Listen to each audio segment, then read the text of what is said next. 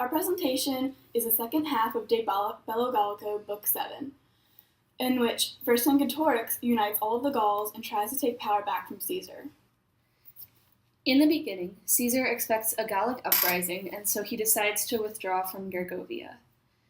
In this, he notices that there is an unoccupied hill which would be good for his army to occupy in order to overtake the Gauls, and therefore the Gauls do not want Caesar to take this hill. So Vercingetorix summons all of his men to fortify it, and then Caesar, in response to this, sends out his cavalry and orders them to cause a large disruption. And they do this by trickery, with muleteers acting like cavalry, and all of this is watched from Gergovia. And this was all in an effort to draw the Gallic forces out of their camp so that the camp would be unoccupied. The route that Caesar and his troops take was a long and winding one, but on this his soldiers quickly overtook enemy camps. But at a certain point, Caesar told his men to halt. However, they kept going in pursuit of the Gauls. And so that led to a lot of military defeats, and there was many anecdotes about brave men and such and the like. And the Romans lost about 700 men on this day, and it was devastating for their morale.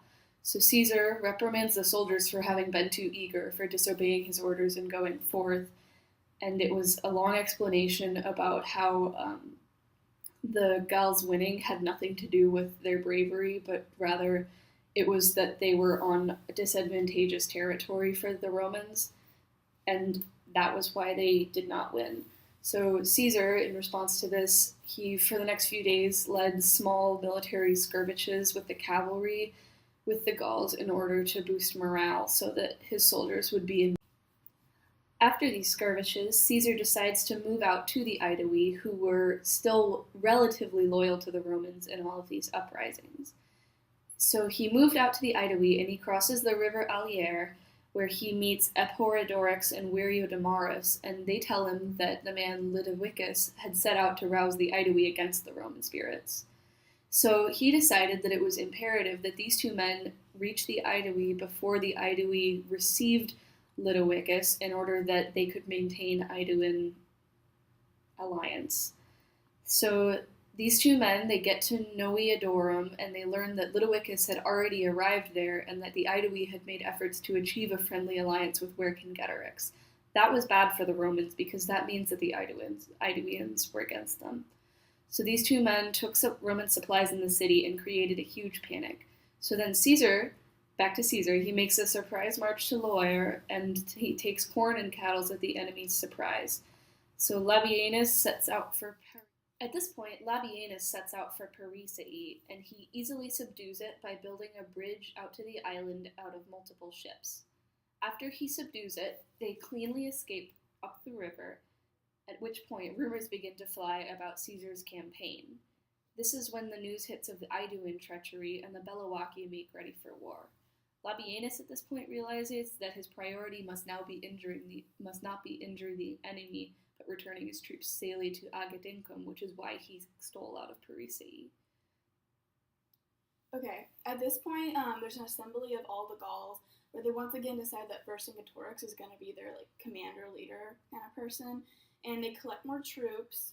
And also at this point, Vercingetorix, after he levies these troops and goes against the Allobroges, when Caesar kind of notices this and perceives the situation, and he sees that he's not going to get much help from Italy, he sends for aid from the Germans, and they provide cavalry and infantry when he asks them. Okay, and also at this point, basically Vercingetorix collects his forces and persuades them if they don't attack the Romans now, while they are fleeing into the province, they'll just come back later with even more troops, and they'll lose their chance for freedom once and for all. This is a little speech he gives, very persuasive and very in-depth. Okay, after this skirmish, where there's great confusion, Vercingetorix routs his soldiers and finally marches to Alesia, where the final battle will take place. Caesar, at this point, pursues them for the most part, but sort of holds back a little bit because he's about to make a siege on Alesia. And then Caesar then begins building up the siege works around Alesia. So he first made this line of circumvallation, which was this huge in-depth siege work full of trenches and ramparts, and it had a bunch of spikes, and it told me about like more ditches with water filled in it, all these different trenches that sort of surrounded Alesia and sort of faced inward.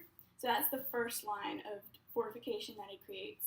And at this point, Vercingetorix sends cavalry out of Alesia at night to recruit more troops and all men who are able to bear arms before Caesar finishes the fortifications outside the camp. He only has 30 days worth of grain, so he expects all of them to hurry.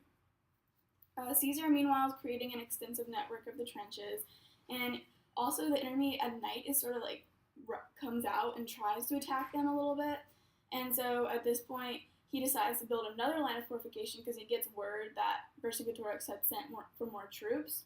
So he creates a contravallation, which sort of faces outward. It's like 14 miles out from the circumvallation. So the circumvallation faces inward, and it's like a circular thing around Alesia. And then the contravallation faces, like, it's against the army that's going to come in aid of Vercingetorix, and it faces outward. It's a double-walled military strategy. Double-walled military fortification with trenches and ramparts and turrets. Okay. And so at this point, when the Gauls have levied a certain number of men from each of the tribes, Caesar describes how Commius, for the common freedom of Gaul, went against previous favors and his friendship with Caesar, and this is sort of an example of the lengths the Gauls were willing to go for their freedom. And now the Gauls had about 8,000 cavalry and 240,000 infantry coming to the aid of Alesia and Vercingetorix.